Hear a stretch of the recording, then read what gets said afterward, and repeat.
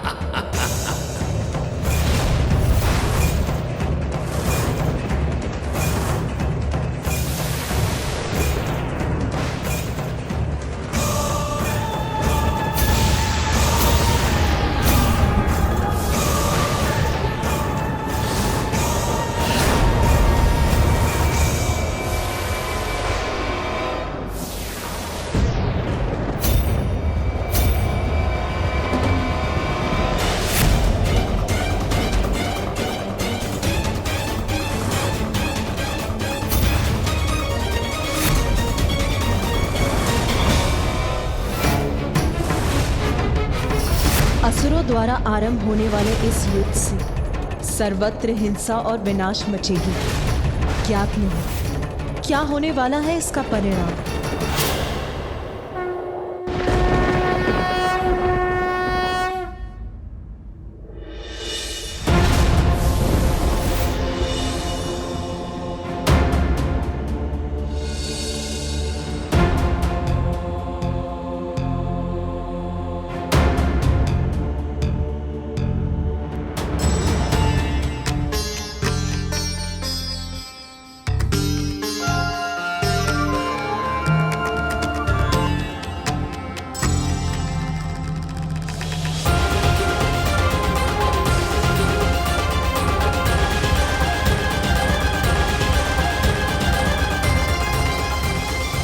सभी के यहाँ एकत्र होने का कारण ज्ञात है मुझे।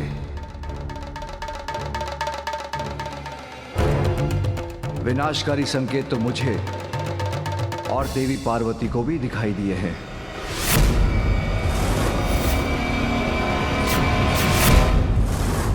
मूषिकासुर एक ही असुर था, किंतु इस बार जैसे असुरों की संपूर्ण सेना हम पर आक्रमण करने वाली है। किंतु प्रभु, कब तक हम इस प्रकार निरंतर असुरों के आक्रमण सहते रहेंगे? कब तक हम उनके भय से त्रस्त रहेंगे? हमने सिंदूरा को पराजित किया,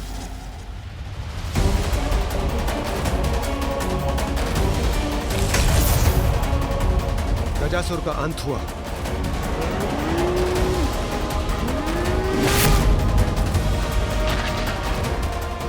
किंतु एक असुर नष्ट होता नहीं, दूसरा असुर उसके स्थान पर खड़ा हो जाता है। प्रभु, क्या इस आतंक के चक्र से हमें कभी मुक्ति प्राप्त हो सकती है?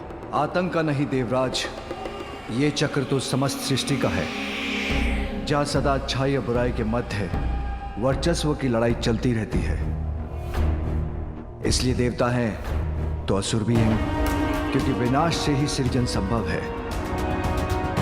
किंतु हमें अपना धर्म निभाना है, इस दुष्टता का अंत कर संसार की रक्षा करनी है। सत्य है महादेव, किंतु जब भी असुरों का आक्रमण होता है, निर्दोष जीवन क्षतिग्रस्त होता है।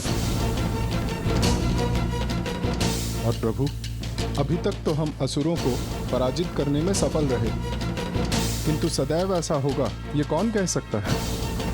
संभव है अगली बार हमें दुष्टों की दुष्टता के समक्ष घुटने टेकने पड़े। और प्रभु, इन असुरों के आक्रमण से सर्वप्रथम मैं ही प्रभावित होता हूं और उनका सर्वप्रथम लक्ष्य होता है स्वर्ग।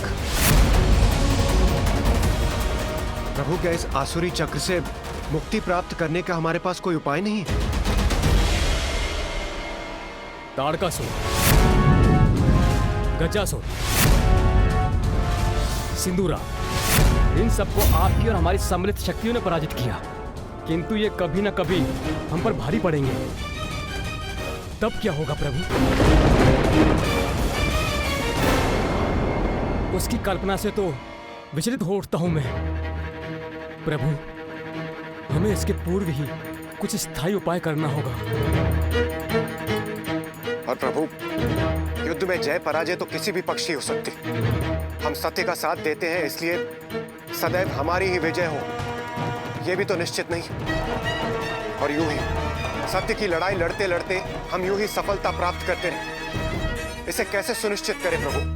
हाँ महादेव, ब्रह्मदेव, मैं देवताओं के इस कथन से सहमत हूँ। देवता सफल होंगे इसी विश्वास के साथ वो असुरों के साथ युद्ध में उतर सकें। इसके लिए हमें कोई उपाय तो सोचना ही होगा प्रभु। मेरे विचार से देवताओं का भी कोई देवता होना चाहिए जो कि सभी देवताओं को दिशा प्रदान करे, जिसकी पूजा से उनके कार्य मंगलमय हो।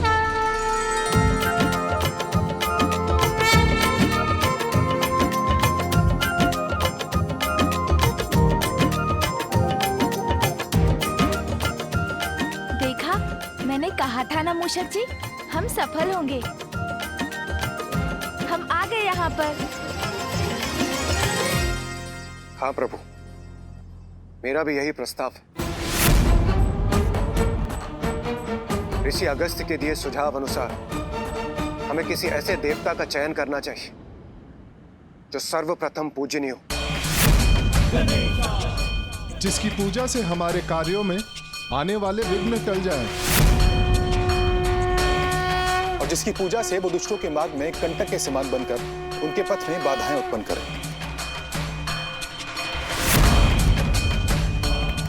मैं भी सहमत हूं।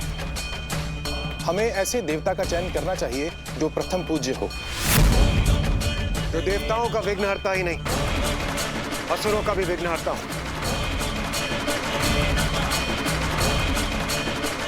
जो देवताओं का भी देवता हो। एक ऐसे देवता जो सम्मिलित असुर शक्ति को पराजित करने में सक्षम हो और सदैव हमारा साथ दे। किंतु प्रश्न अभी भी वही है, कौन होंगे वो?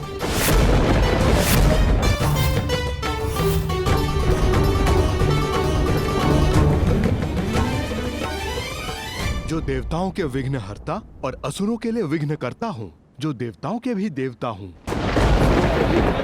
देवताओं का देवता हूँ, देवताओं के विघ्नहर्ता और असुरों के भी विघ्नहर्ता, असुरों के भी विघ्नहर्ता। देवताओं का देवता हूँ, देवताओं के विघ्नहर्ता और असुरों के भी विघ्नहर्ता हूँ, तो देवताओं के भी देवता हूँ। शांत हो जाइए प्रभु। मेरे विचार से इस महत्वपूर्ण उपाधि पर स्थित होने वाला हम देवताओं में से ही कोई होना चाहिए।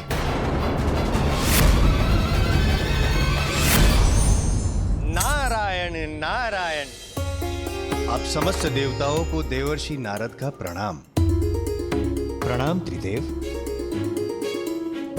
प्रणाम माता। अब प्रश्न ये है कि समस्त देवताओं में कौन है सर्वोत्तम, जिसे जगत पूजेगा सर्वप्रथम?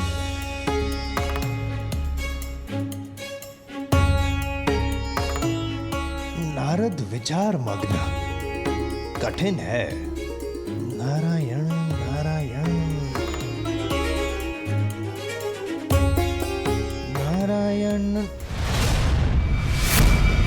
नारायण नारायण। मेरे विचार में इसका उत्तर है अत्यंत सरल। प्रथम पूजनीय देवराज इंद्र ही होने चाहिए।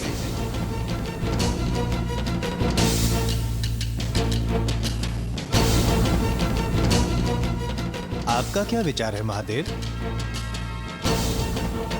अच्छा, और आप इस निष्कर्ष पर पहुंचे कैसे देवऋषि?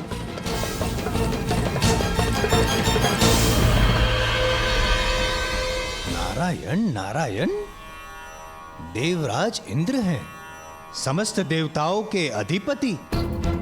इसीलिए आप सभी देवताओं में यदि इंद्रदेव बने प्रथम पूजनीय, आप सभी देवताओं को नहीं होनी चाहिए कोई आपत्ति। और इसका भी है कारण। वर्षा करवाते हैं जिससे उपजता है अन्न और प्राप्त होता है समस्त देवताओं को यज्ञ के भविष्य से भोजन। निसंदेह मुझे कोई संदेह नहीं है कि देवराज इंद्र को ही होना चाहिए सर्व देवों में प्रथम पूज्य। क्षमा त्रिदेव, देवराज इंद्र का अभिप्राय जानने से पूर्व आपकी आज्ञा आवश्यक है। यदि आज्ञा हो तो मैं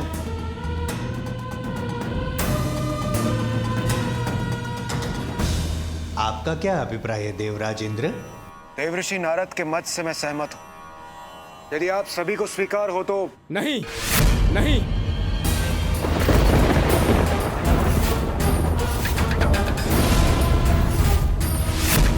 मुझे स्वीकार नहीं है।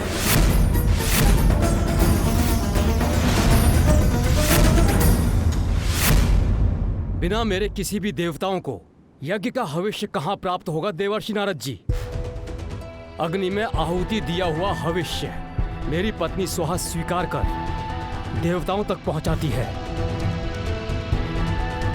सत्य वचन।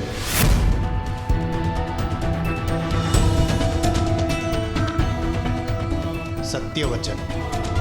आपका कथन सर्वथा उचित है अग्निदेव, क्योंकि बिना अग्नि के हवन का होना तो असंभव है और अग्नि जो है वो वायु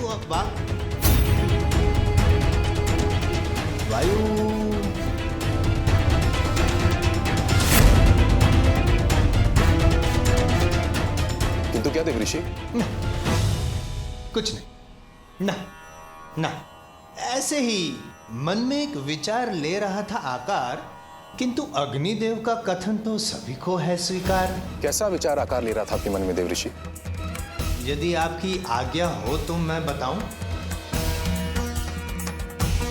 विचार ये है वायुदेव कि जैसे बिना अग्नि के हवन का होना है असंभव, वैसे ही बिना वायु के अग्नि का प्रज्वलित होना भी है असंभव।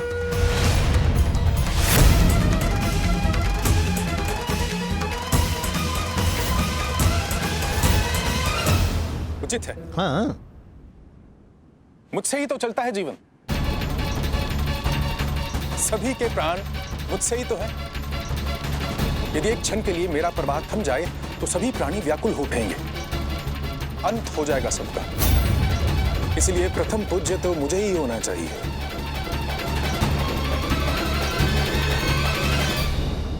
सत्य वचन। प्रथम पूज्य देवता का चयन हो रहा है और आप सभी ने मुझे बुलाया भी नहीं।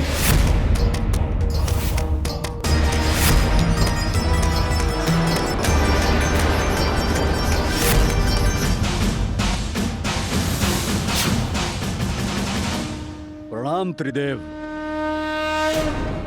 नारायण नारायण नारायण, ये कैसा है अन्याय देवराज? आपने यमराज को सूचित तक नहीं किया। इसमें क्या है आपका अभिप्राय? नारायण नारायण। यदि मैंने अपना कार्य रोक दिया तो संसार से मृत्यु चक्र का अंत हो जाएगा। तब क्या होगा संसार का?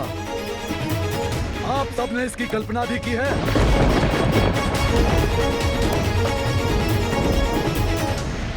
किसी को भी नरक या मृत्यु दंड का भय नहीं रहेगा, अर्थात सर्वत्र अधर्म अन्याय छा जाएगा। सत्य वचन। अर्थात जीवन मृत्यु का संतुलन, जिसे स्थापित करता है मर्यादा का बंधन। नारायण नारायण, आप ही तो हो यमराज, आप ही तो हो जो सब कुछ निर्धारित करते हैं। अवश्य, निसंदेह आप ही को प्रथम पूज्य होना चाहिए। आप ही को अधिकार है, क्योंकि आपका प्रकोप जिस पे पड़ गया वो तो जल तक नहीं मांगेगा। जल जल, बिना जल के तो जीवन संभव ही नहीं है। और वरुण देव, आप ही तो जल उत्पन्न करते हैं, और यदि आपने संसार को जल से विहीन कर दिया, संसार तो नष्ट हो जाएगा। यही तो मैं भी कहना चाह रहा था। तो कह क्यों नहीं रहे थे? वरुण देव, आप ही से समस्त गतिमान होते हैं चक्र। चक्र,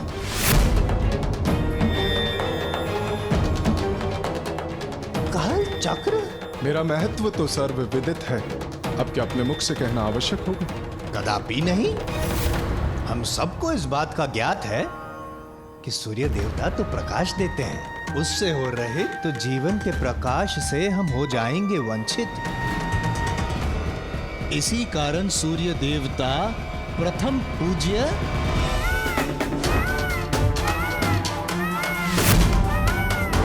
प्रथम पूज्य केवल वो नहीं होना चाहिए जो जगत का कल्याण करे, अपितु जगत की रक्षा भी करे।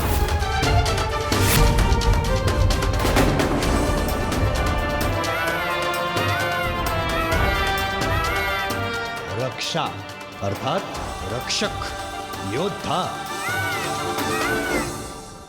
माता पार्वती, आपको तो ज्ञात ही होगा, आज देवलोक के पास स्वर्ग है तो केवल कुमार कार्तिकेय के कारण। कुमार कार्तिकेय यदि, कुमार कार्तिकेय आप ही का स्मरण कर रहे थे और आप आ गए। प्रणाम।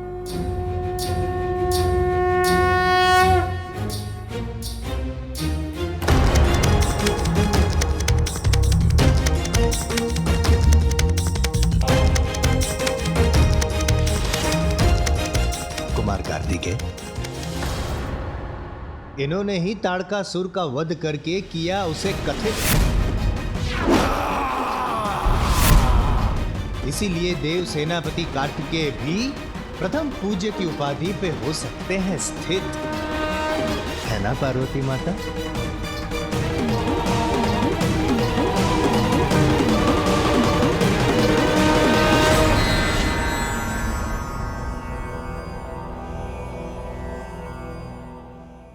कैसी दुविधा है त्रिदेव, ये कैसी दुविधा है? अब क्या करें? कौन बनेगा प्रथम पूज्य? देवऋषि नारद, इतना समय नहीं है हमारे पास। आप केवल नाम घोषित कीजिए, हम उसी को सर्वप्रथम पूज्य के रूप में स्वीकार कर लेंगे। आप तो कर लेंगे स्वीकार, किंतु अन्य सभी देवता करेंगे मेरा तिरस्कार। यदि मैंने आपका नाम घोषित कर दिया तो यमराज, अग्निदेव, वायुदेव, वरुण देव, सूर्यदेव इत्यादि ने यदि विद्रोह करेंगे नहीं, किंतु अपना अपना कार्य रोक दिया तो?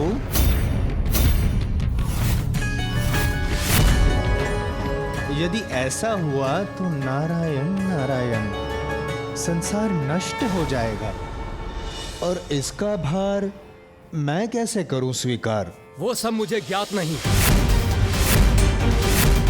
किंतु यदि मेरा चयन नहीं हुआ तो मैं अपना कार्य रोक दूंगा। मुझे प्रथम पूज्य नहीं बनाया तो मैं अपना कार्य नहीं करूंगा। यदि मुझे प्रथम पूज्य नहीं बनाया गया तो मैं भी अपना कार्य रोक दूंगा। मैं भी अपना कार्य रोक दूंगा। मुझे प्रथम पूज्य नहीं बनाया गया तो मैं भी अपना कार्य रोक दूंगा। मैं भी अपना कार्य रोक दूंगा। मैं शनिदेव हूँ, मुझे होना चाहिए प्रथम पूज्य।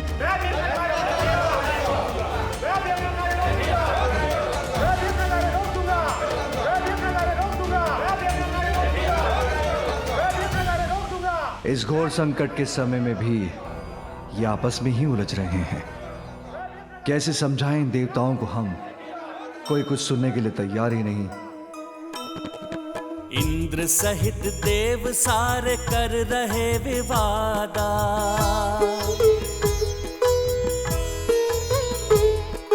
प्रथम पूज्य देवता का सब ही करे दावा।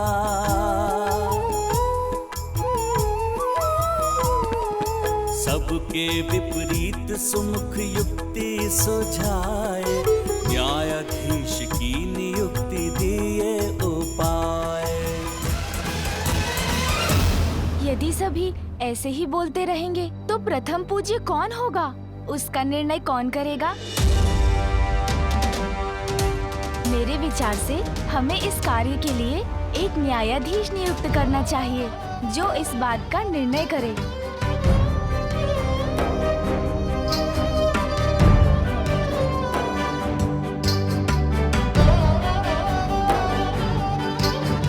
गजानन कदाचित उचित कह रहे हैं। आप ही बनिए न्यायाधीश और आप ही नियुक्त कीजिए। आप ही कीजिए श्री हरिनारायण। मैं अकेला ही नहीं, हम त्रिदेव ब्रह्मा, विष्णु और महादेव, हम तीनों मिलकर निर्णय लेंगे कि आप सभी देवताओं में प्रथम पूज्य कौन होगा।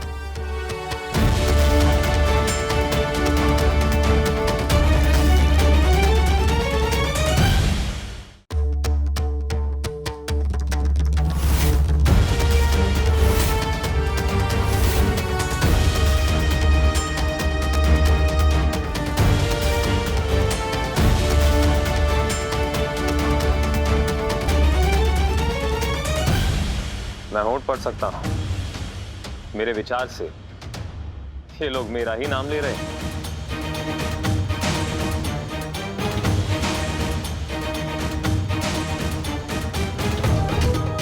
प्रथम पूज्य वही होगा जो योग्यता में सबसे श्रेष्ठ होगा, और इसका निर्णय तो आप सभी के मध्य एक प्रतिस्पर्धा से ही हो सकता है।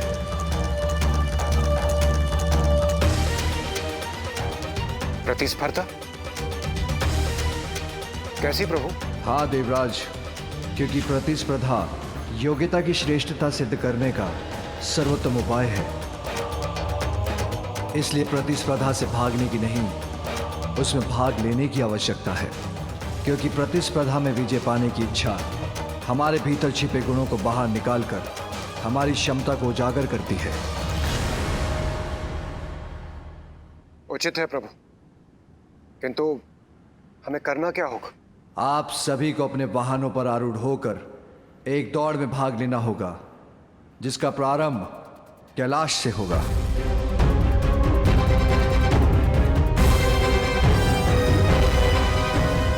अरे वाह, अपने अपने वाहन पर बैठकर दौड़।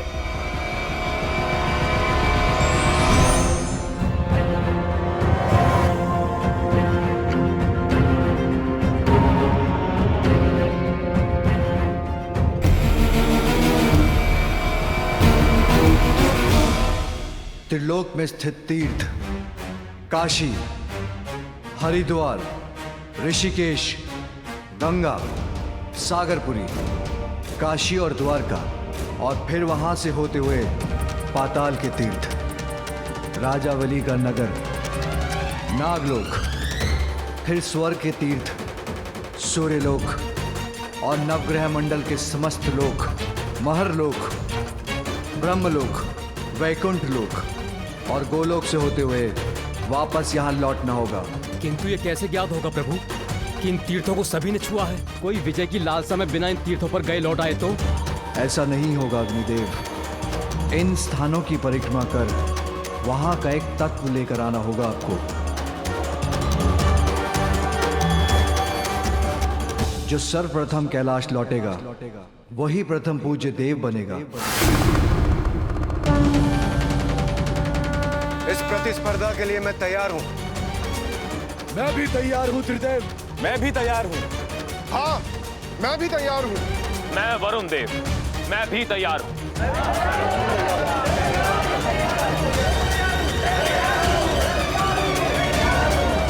पुत्र कार्तिकेय, इस दौड़ में तुम भी भाग लोगे। जो आज्ञा पिताश्री।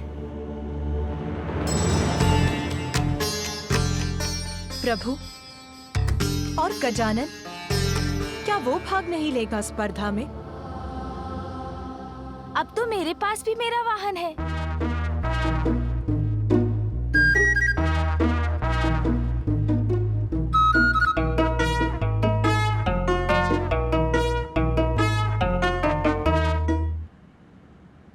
अवश्य बालक गजानन। प्रभु, गजानन भी इस प्रतिस्पर्धा में भाग लेंगे।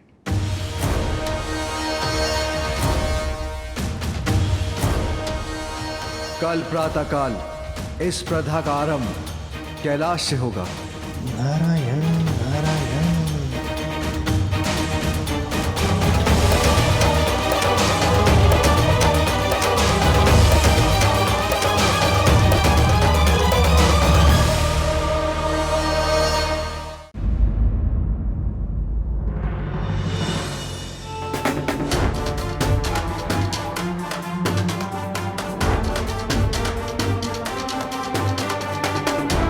पिताश्री, माँ, मुझे आशीष दीजिए।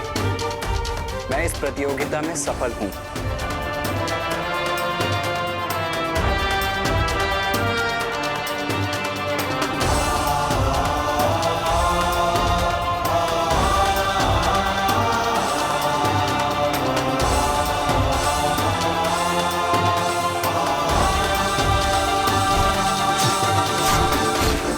क्या हुआ माँ?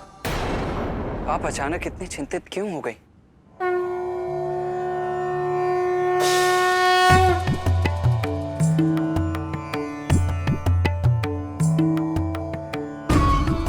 पुत्र, देवताओं और असुरों के मध्य देवासुर संग्राम के रूप में अच्छाई और बुराई के मध्य जो निर्णायक स्पर्धा होने वाली है,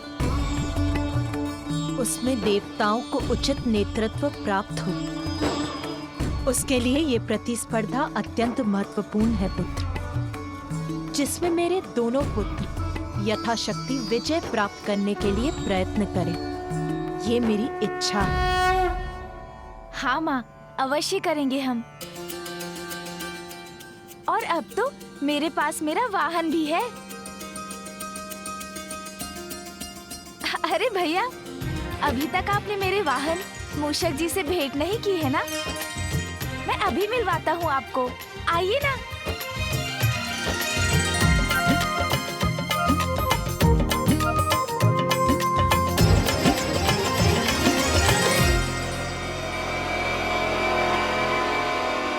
ये है मेरे वाहन मूषक जी। देखा भैया? बताइए ना, अच्छे है ना मेरे वाहन? अभी इन पर सवार होकर दिखाता हूँ मैं।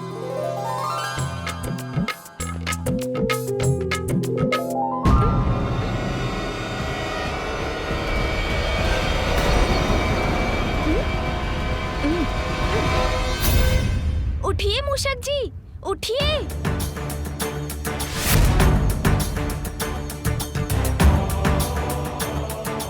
अरे मूषक जी, उठिए ना।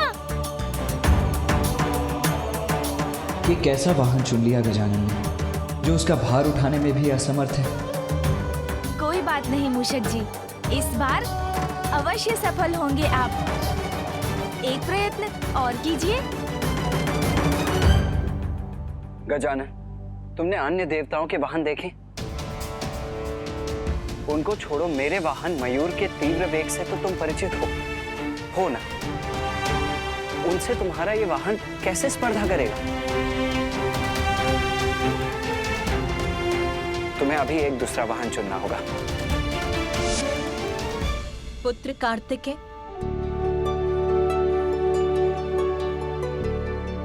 पुत्र, जो योग्यता साधारण समय में दिखाई नहीं देती, वो ही संकट में उजागर होकर व्यक्ति की शक्ति बन जाती है।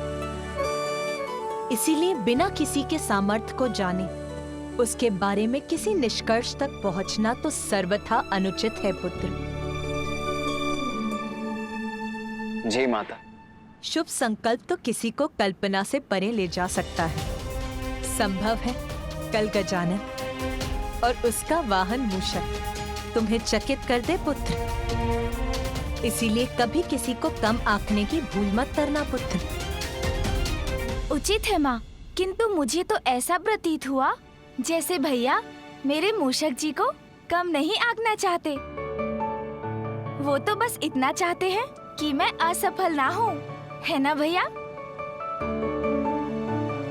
और वैसे भी माँ, मैं जीतूं या भैया, विजय तो आपके पुत्र की होगी ना? हाँ पुत्र, कल भोर की प्रथम किरण के साथ देवताओं के बीच ये प्रतिस्पर्धा प्रारंभ होगी। इसीलिए तुम दोनों को तैयार रहना होगा पुत्र।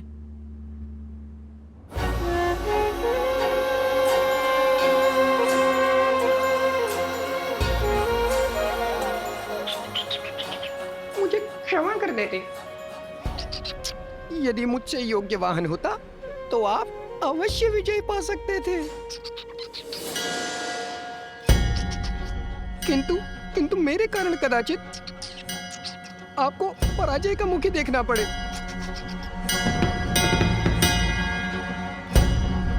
चिंता मत कीजिए मूषक जी, कल जो भी हो, इस प्रतियोगिता में विजय तो महादेव पुत्र की ही होगी।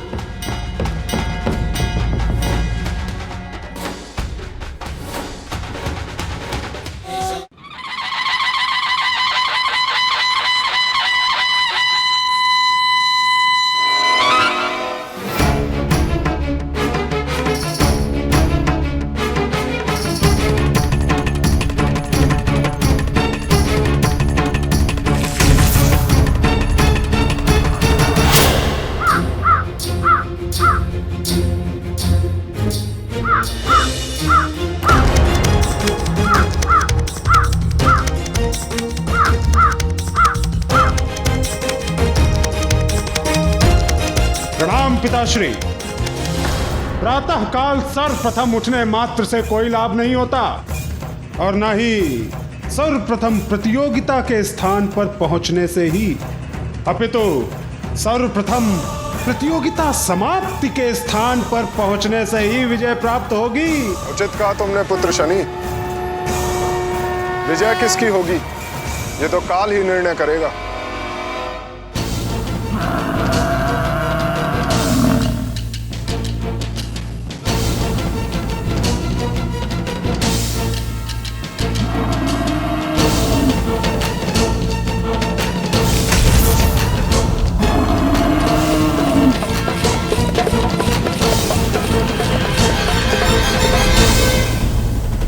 भ्राता शनिदेव सब पर अपनी कुदृष्टि डालकर विजय प्राप्त करना चाहते हैं, क्यों? भ्राता कालदेव, आप इस समय प्रतियोगिता में आए हैं। उचित होगा कि प्रतियोगिता की ही बातें करें।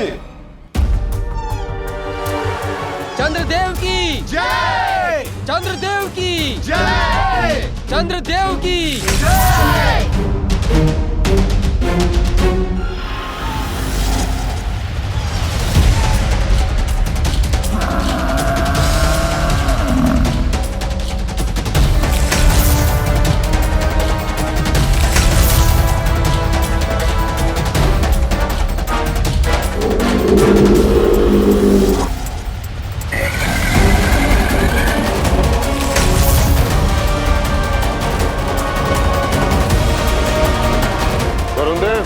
अगर ये प्रतियोगिता जल में होती तो आपके ये वाहन आपको विजय दिला सकते थे, किंतु यहाँ। सूर्यदेव, आप कैसे इस प्रतियोगिता में भाग लेने आ गए? आपको तो अत्यंत महत्वपूर्ण कार्य करना होता है। दिवस आरंभ आपके उदय से होता है और अंत आपके अस्ताचल से। ये सब कब करेंगे आप? और हाँ, चंद्रदेव का भी तो यही कार्य है ना, उदय और अस्त। अर्थात दो प्रतियोगी सृष्टि का कार्य कैसे करेंगे? या तो सृष्टि का कार्य या प्रतियोगिता। क्यों यमदेव, अग्निदेव, इस प्रतियोगिता में परिहास से नहीं, गति से विजय प्राप्त होगी। इसलिए व्यर्थ की बातों से नहीं, अपने वाहन के वेग से हमें पीछे छोड़ने का प्रयास कीजिएगा। वरुण देव की जय, यमदेव की जय, सूर्य देव की जय, शनि देव की जय, चंद्र देव की जय, अग्नि देव की जय, इंद्र देव की जय, इंद्र देव की जय, इंद्र देव की जय।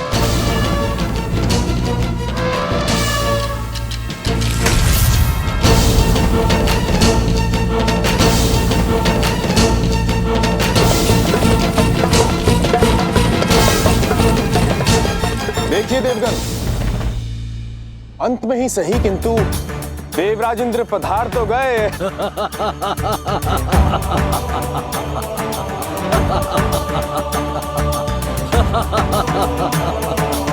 इंद्रदेव, स्वर्ग नहीं है ये। हम देवता भूल जाएंगे कि आप देवराज हैं। इस प्रतियोगिता में आपको पराजित करने का पूर्ण प्रयत्न करेंगे हम, क्योंकि आपको पीछे छोड़ने में तो बहुत आनंद आएगा।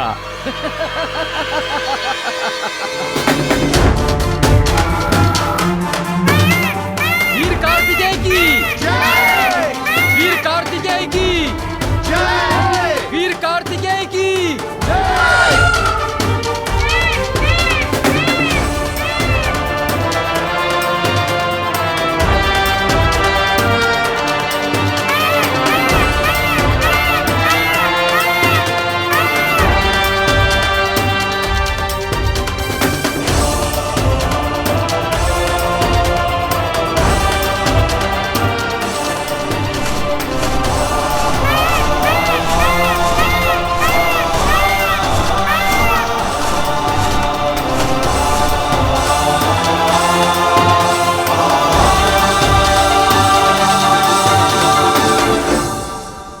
कुबेर देव की जय, कुबेर देव की जय।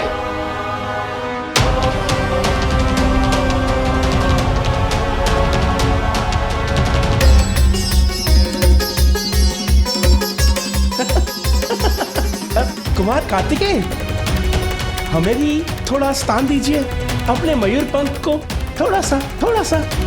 हाँ।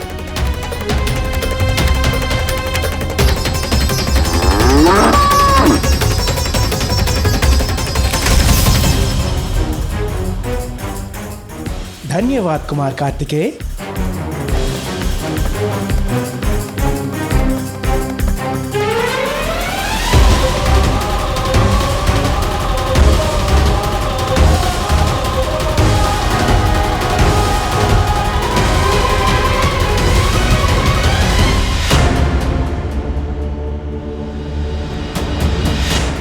कल भोर की प्रथम किरण के साथ देवताओं के बीच ये प्रतिस्पर्धा प्रारंभ होगी, इसीलिए तुम दोनों को तैयार रहना होगा पुत्र। सभी देवता आ चुके हैं। प्रतियोगिता प्रारंभ होने का समय भी हो गया है, किंतु गजानन अभी तक क्यों नहीं आया? देव गजानन, मैं अपने प्राण लगा दूंगा आपको विजय दिलाने के लिए। आपके प्राण नहीं, थोड़ी शक्ति से गति में वृद्धि चाहिए बस। चलिए आगे बढ़िए। अवश्य, आपको अपनी सर्वोत्तम गति से आगे ले जा रहा हूं मैं।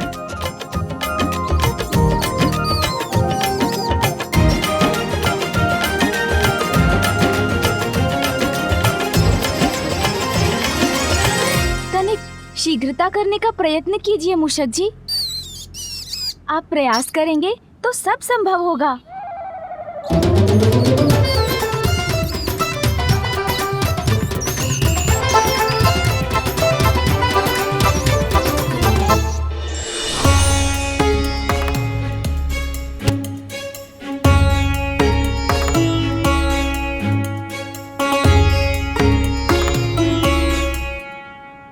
कैलाश से प्रारंभ होने वाली ये प्रतियोगिता निर्धारित करेगी कि आप सभी देवताओं में कौन प्रथम पूज्य प्रथम देवता होगा।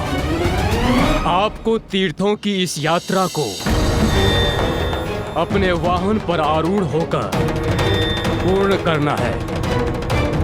केवल तीर्थ स्थान पर पहुंचकर आपको वहां से विभूति, चंदन, जल लेने के लिए वाहन से उतरने की अनुमति होगी।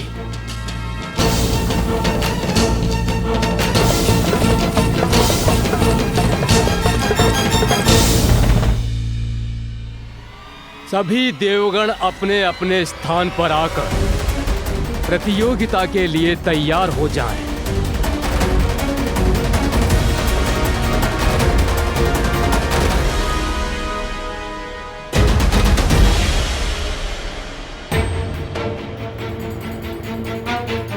प्रतियोगिता प्रारंभ होने की घोषणा होने वाली है, किंतु गजानन कहाँ है?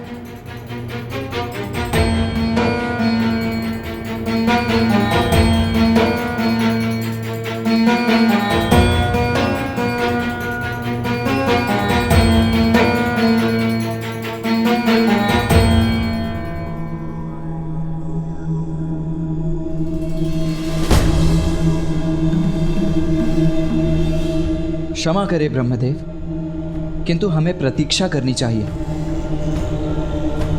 गजानन अभी तक नहीं आया है।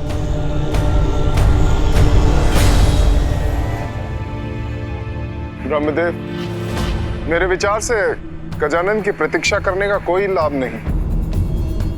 हमें यह प्रतियोगिता प्रारंभ करनी चाहिए।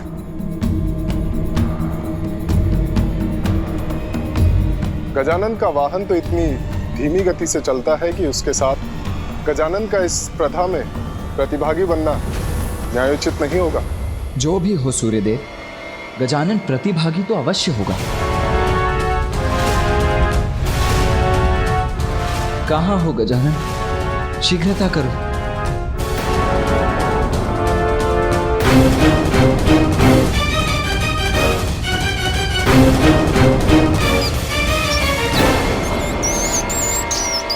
वहां देखिए, वो आ रहा है गजानन।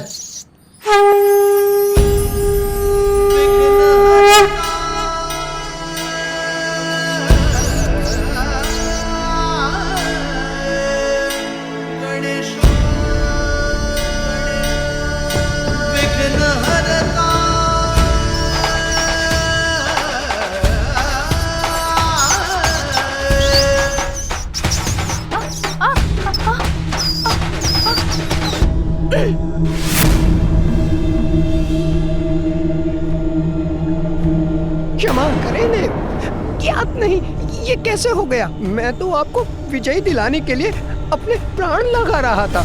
निराश मत होइए मूषक जी, आप प्रयत्न कर रहे हैं, ज्ञात है मुझे। चिंता मत कीजिए, हम अभी पहुंच जाएंगे और सफल भी अवश्य होंगे। किंतु कैसे देव?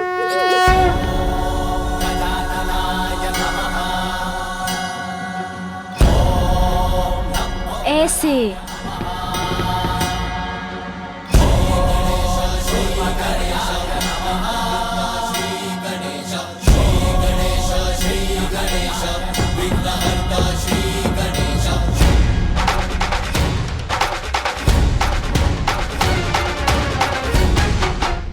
मुझे भय लग रहा है देव, आप इतनी तीव्र वेग से उतर रहे हैं। मुझे ऐसे पकड़ रखा है कहीं मैं आपके साथ गिर न जाऊं।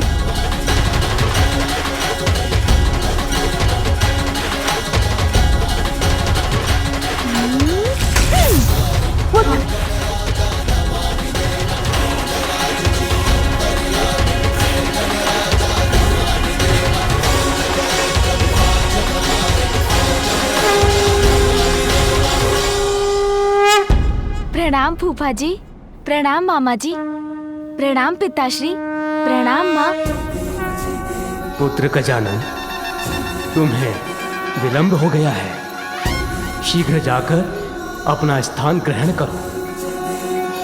और हाँ, अभी तो तुम अपना वाहन अपने साथ लेकर आए हो, किंतु ज्ञात रहे प्रतियोगिता में तुम्हें अपने वाहन पर आरूढ़ होना अनिवार्य है।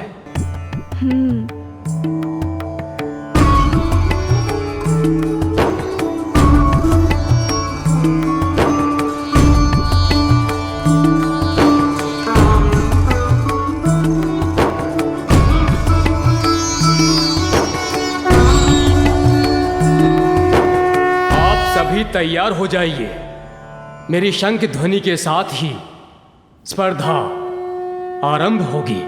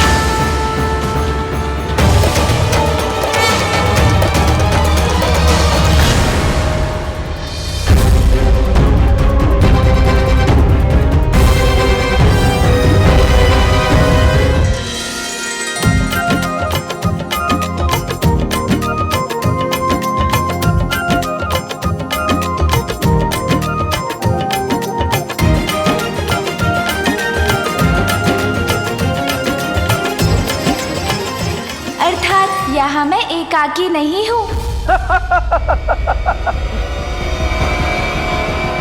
बालक गजानन, इस स्पर्धा में तो मैं आपसे आगे हूँ।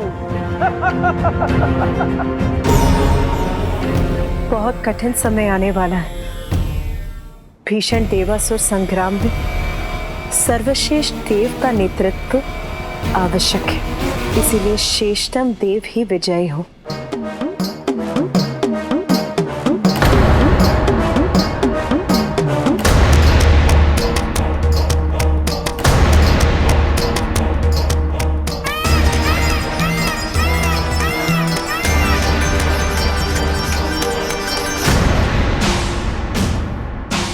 देवराज इंद्र हूं मैं, और केवल मैं ही प्रथम देवता और प्रथम पूज्य कहलाने का अधिकारी हूं। रावत, तीव्रता से आगे बढ़ो, विजयी होना है हमें।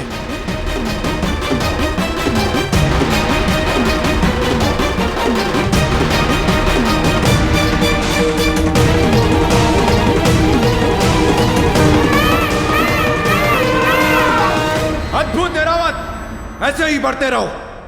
इंद्रदेव तो कुछ अधिक ही उत्साहित लग रहे हैं।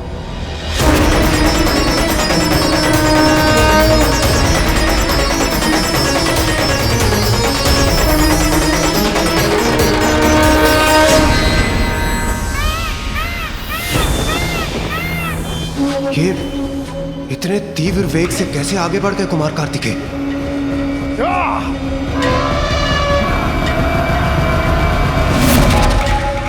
अब देखेंगे इंद्रदेव, प्रथम पूज्य की उपाधि किसे मिलेगी।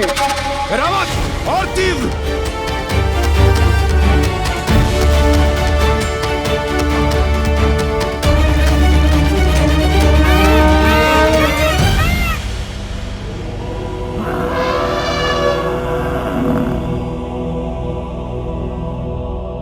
गजानन कहाँ है? मेरा वाहन थोड़ा और गति से चल पाता तो मैं भी सबको पराजित कर प्रथम पूज्य बनने की अपनी योग्यता प्रमाणित करता। कदाचित मुझे अपने वाहन मूषक जी को थोड़ी और गति से आगे बढ़ाने का कोई उपाय मिल जाता। गजानन का विचार कर अपनी गति धीमी मत कीजिए देव सेनापति कार्तिकेय, अन्यथा आप दोनों भाइयों को पराजय का सामना करना होगा।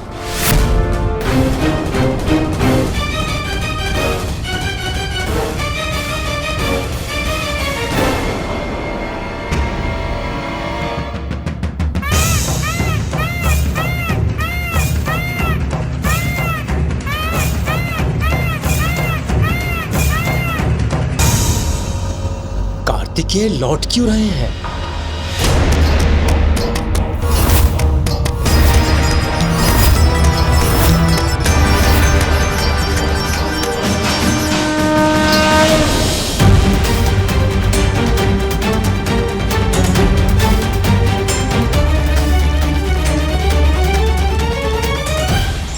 नारायण नारायण।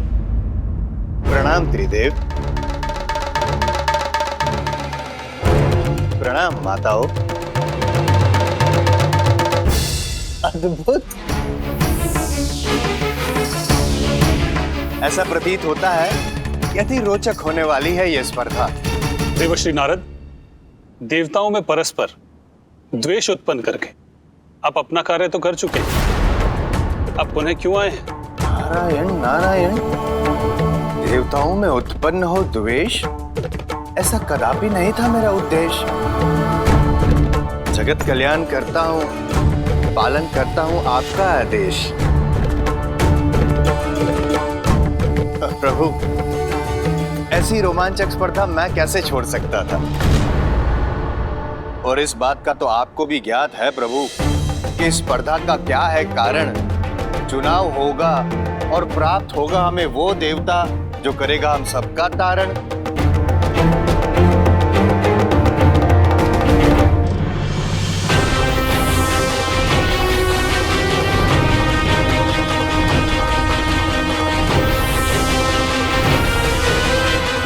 माता, मुझे कुछ समझ में नहीं आता कि धीमे वाहन पे विराजमान है गजानन, पीछे रह गए उसी कारण, किंतु तीव्र गति वाले मयूर पे आरूढ़ कार्तिकेय भी पीछे क्यों छूटे जा रहे हैं?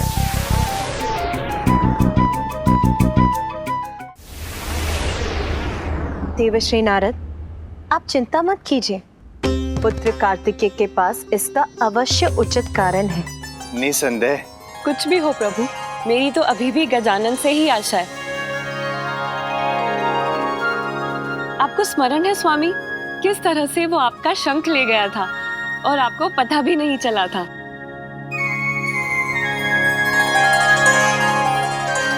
बहुत बुद्धिमान है वो और अपनी बुद्धि के बल पे कोई ना कोई मार्ग अवश्य चुन लेगा। आपकी बात को नकार भी तो नहीं सकता, किंतु माता पार्वती, आप निश्चिंत हो जाइए, अकेले नहीं है गजानन। देखिए, कुबेर देव भी उनका साथ दे रहे हैं।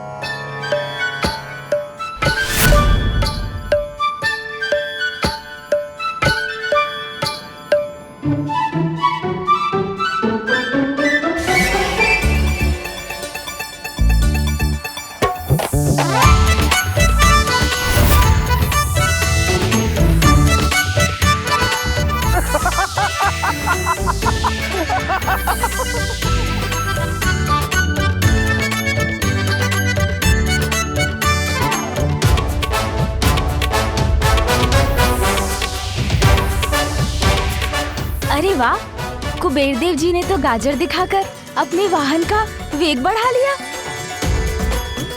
ये तो अति उत्तम उपाय है। मैं भी कुछ उपाय करता हूँ। सुन जी, ध्यान रहे, खाना नहीं है ये लड्डू, मात्र दिखाना है मूषक जी को।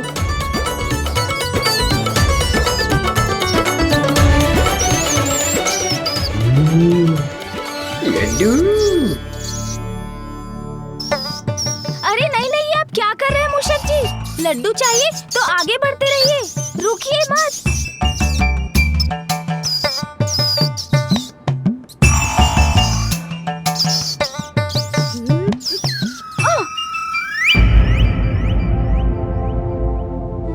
ओह, आप नीचे गिर गए देव।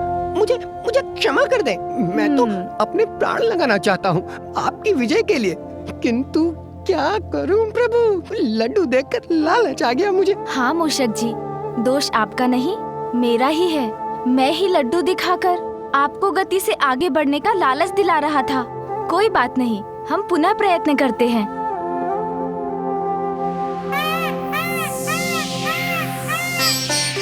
मूषक जी, इस प्रकार इस प्रतियोगिता को कैसे संपन्न करेंगे हम दोनों?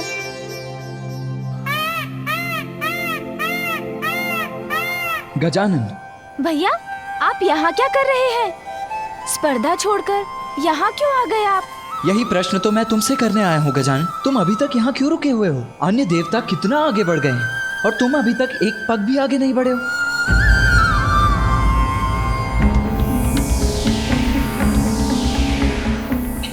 क्या माता, अब तक तो मैं इसी बात से था प्रसन्न कि अकेले नहीं है गजानन, किंतु ये देखिए, कुबेर देव भी आगे निकल गए और पीछे रह गए गजानन।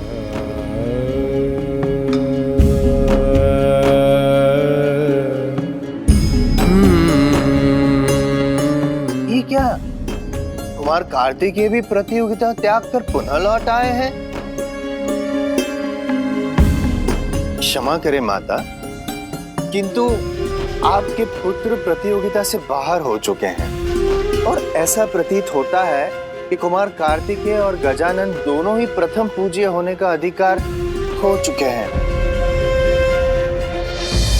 भैया, आप मेरे कारण यहाँ मत रुकिए, जाइए स्पर्धा में भाग लीजिए। नहीं गजानन, इस प्रतियोगिता में तो एक मुख्य प्रतिभागी तुम्हें भी होना चाहिए, किंतु तुम्हारा ये वाहन मूषक अत्यंत धीमी गति का है। मात्र इसीलिए तुम्हें पीछे छोड़कर मैं आगे कैसे जा सकता हूँ? भैया, इस स्पर्धा में भाग ले रहा हूँ मैं, इससे मुख मोड़कर भाग तो नहीं रहा हूँ ना। कर्म करना महत्वपूर्ण है, किंतु वो तो हम अपने सामर्थ्य के अनुसार ही कर सकते हैं ना। आप मत रुकिए भैया, क्योंकि आप अपने वेग से बढ़े तो आपको कोई पराजित नहीं कर सकेगा।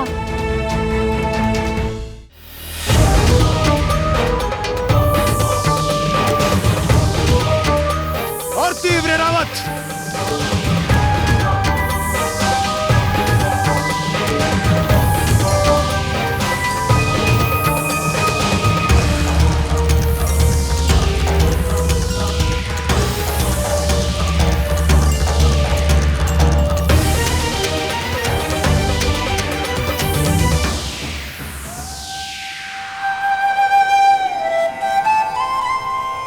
अन्य देवता तो पृथ्वी तक पहुंच गए।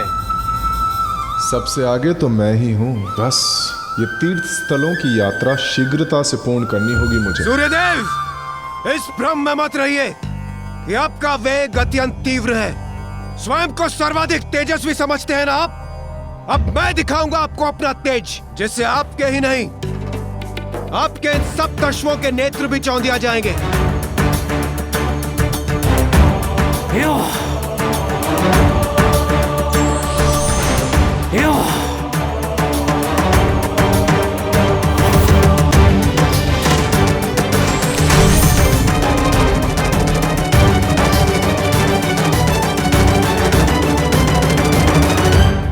प्रतिस्पर्धा में सब कुछ उचित होता है सूर्यदेव।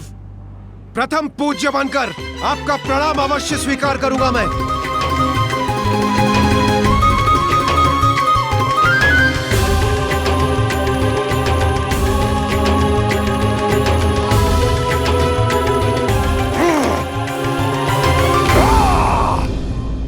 माँ, पिताश्री दोनों को हमसे कितनी आशाएं हैं भैया,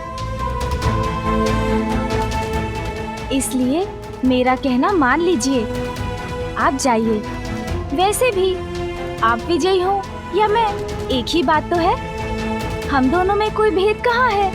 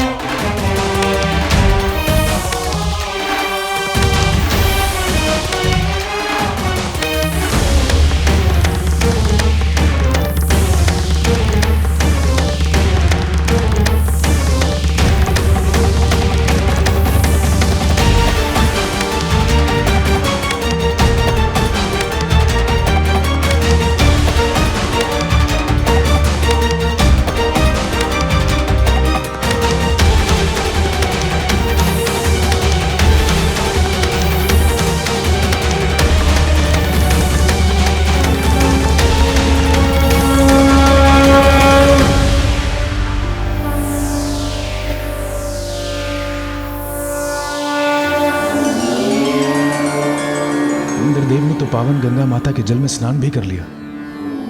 जब तक मैं स्नान करूंगा वो तो प्रभु विश्वनाथ के दर्शन कर काशी की यात्रा पूर्ण भी कर लेंगे।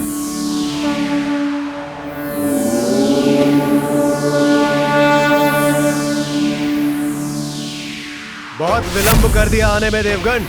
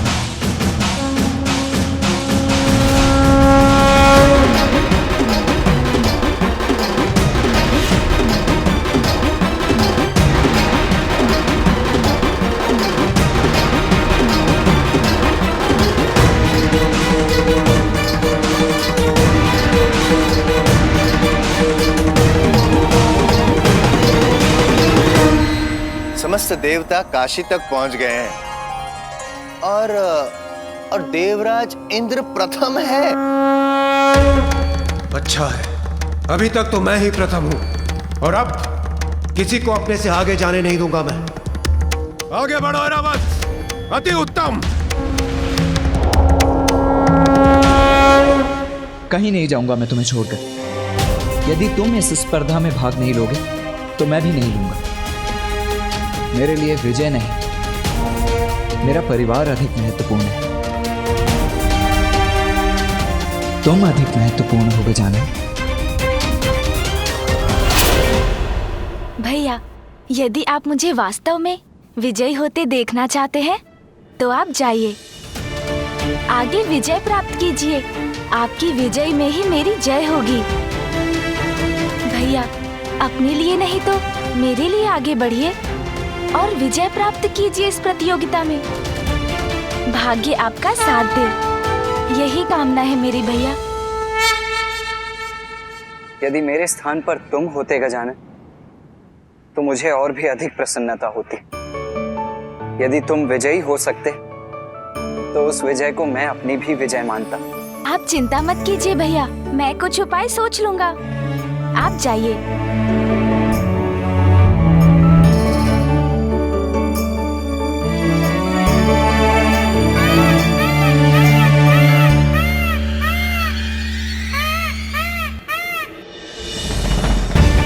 देव, अब हम क्या करें? चिंता मत कीजिए मूषक जी, जहाँ दृढ़ इच्छा है वहाँ मार्ग स्वतः मिल जाता है।